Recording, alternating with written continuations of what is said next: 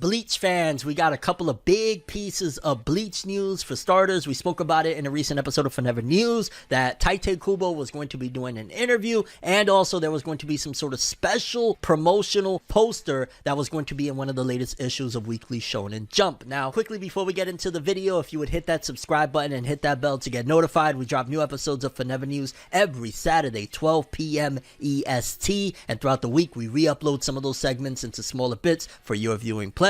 Please hit them buttons. Let's get into the news, shall we? Initially, I just shrugged it off as like, oh, it's gonna be cool. Ichigo with his Bankai or something crazy. Like, yeah, let's go. I didn't expect that it was going to actually dive into the lore of Bleach itself. And it really makes me question, like, yo, dog, is Tite Kubo planning some sort of prequel? Or is there gonna be some anime original stuff going way back to stuff that we didn't even necessarily get to explore in the manga? Because this poster, before we get into the interview, showcases the OG Gotei 13, including Captain Yamamoto back there. You see him in his younger days, and I'm not even gonna lie, all of these characters from, is that Unohana? I want to say that's Unohana before she kind of calmed down a little bit, but these designs, dog, Kubo, please, Kubo, whether it be Jump Plus or whatever, if you want to give us this one-shot manga or you want to do a full-on serialized, hey, this is before it was Bleach or whatever the case may be, by all means, because these character designs, the chick with the purple hair looks sick as hell, the dude with the sword and the beard looks sick. Well, there's a lot of dudes here, but the one in the front with the fur around his neck, he looks sick just in general. Wow, what a freaking poster right now.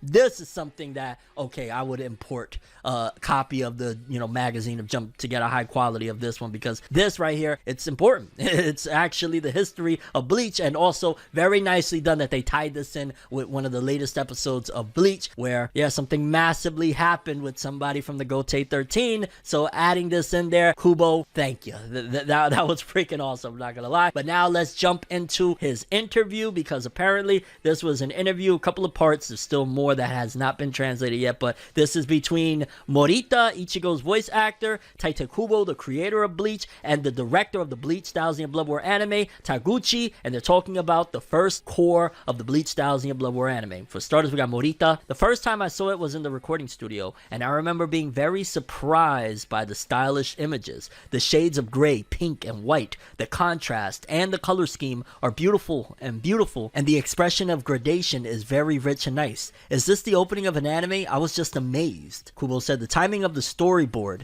I knew from that moment that it was going to be interesting. I was really looking forward to seeing the finished product because I had picked up a troop of flowers that had never been seen in previous openings. Was this director Togashi's idea? Taguchi said, yes. When I thought about how to differentiate it from previous openings, I wondered if I could differentiate it by incorporating flowers. The past openings were all cool, but I thought that the theme of the battle would be inevitably similar. The composition is such that many characters face off against the enemy in each cool episode. The story of Bleach's Thousand Blood War has the same structure, but I wanted to make it something that has never been seen before. Was it director Taguchi's idea to use a limited color palette in the opening? Yes, that's right. I was conscious of differentiating this from the other openings, and I didn't want it to be buried among the many colors in the past images. I used this color because Thousand Blood War is stamped with bright and vivid red, purple, magenta. I thought that an opening with such sharp colors would fit Bleach as well. Flowers other than those of the 13 Corps also make an appearance. Taguchi said, it's called Gloriosa, and it's Ichigo's flower. I suggested it to Kubo-sensei.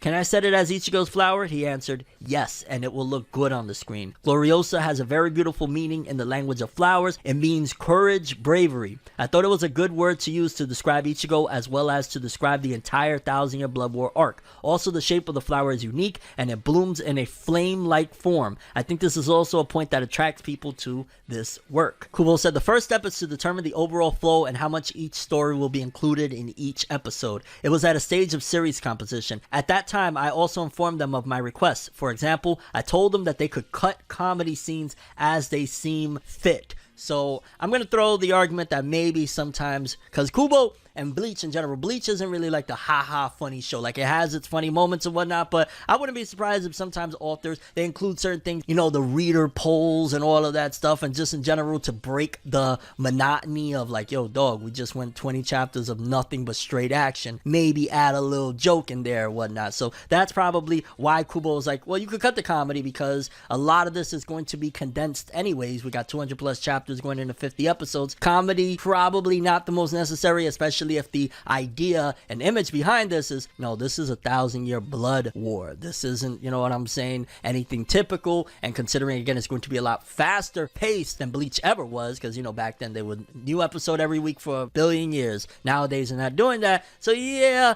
you could throw the argument. I like a little comedy here and there, but I ain't mad at it at all. At the end of the day, you gotta cut what you gotta cut. And in animation with sound, if the comedy is the same as in the original work in the manga, it would destroy the atmosphere. After that, we check the script for each episode and tell them, I want this part to be like this, or I want this scene to be included, etc., as appropriate. I'm wondering if it's okay to be so opinionated. Dog, you the mangaka. Be opinionated. Taguchi said, no, I am very eager to ask him to do so. There is a big difference when they have been checked by Kubo-sensei and when they have not, especially the dialogues. It's totally and completely different. It returns from sensei as a real Bleach. I thought I had grasped the characters, so I constructed the original direction and lines of the animation and asked sensei to confirm them. But when I read the lines he came back with, the nuances were completely different. So a scenario meeting was held. When the meeting started with his return, everyone in the room was like, whoa, whoa, whoa, oh, this is it, this is it. And like I said, there's more to that interview that has not been translated yet, but definitely it's a breath of fresh air. And also,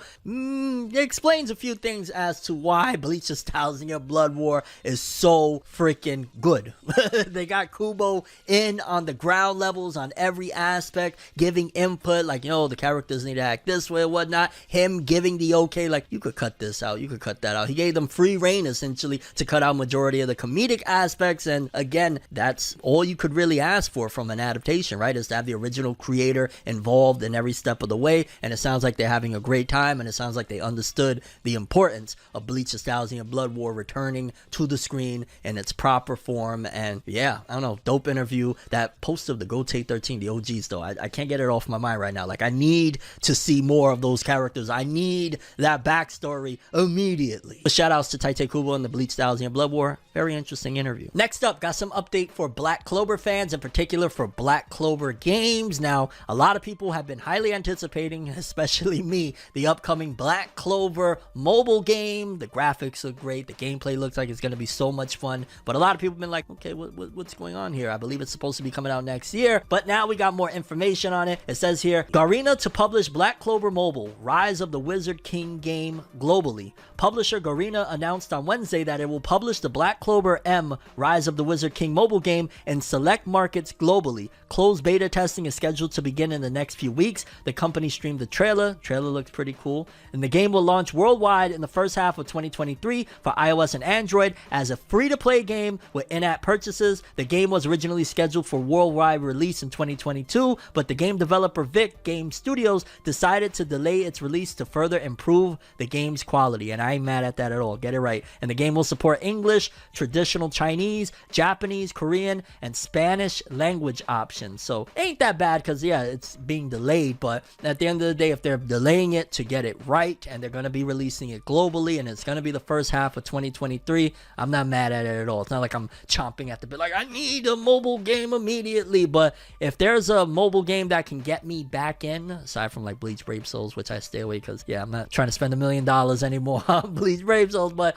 yeah, this would be probably the game to get me in. So I'm not mad at waiting for it. At the very least, we know that we got a publisher that's going to be bringing it worldwide. Gotta wait for it, I guess, right? But yeah, first half of 2023. Let's go. Quick update for Demon Slayer. Again, more updates on the DLC for the Demon Slayer Hinokami Chronicles game. Basically, Demon Slayer the Hinokami Chronicles game adds Gyotaro. We spoke about it last week, but Aniplex began streaming a trailer for Sega's Demon Slayer Hinokami Chronicles Kimetsu no Yaiba game, and it reveals that the game will add Gyotaro as has paid DLC on Wednesday in Japan. It is already out as you're watching this right now. I have played as Gyotaro. He plays very similar to, what's his name? The spider guy, the spider demon. He plays similar to him. And the character DLC pack included, Tengen Uzui, Tanjiro Kamado from the Entertainment District arc. So yeah, pretty much it is out now. You can go and play it, and I ain't gonna lie, I've been having a blast every time. This is one of the few games that whenever they do release DLC for it, kind of gets me a little reinvigorated to play the game again. And yeah, I ain't gonna lie, I'm not mad at this one at all. I hope if they are going to continue with DLC for this game that it's not too far off, although I'd imagine they're probably gonna wait until after the anime comes out with its next batch of episodes for season 3, then probably we'll get more. But yeah, Demon Slayer Hero Kami Chronicles, you should play it. It's a lot of fun. I play with my family all the time, and now they added in Daki's brother, Gyutaro.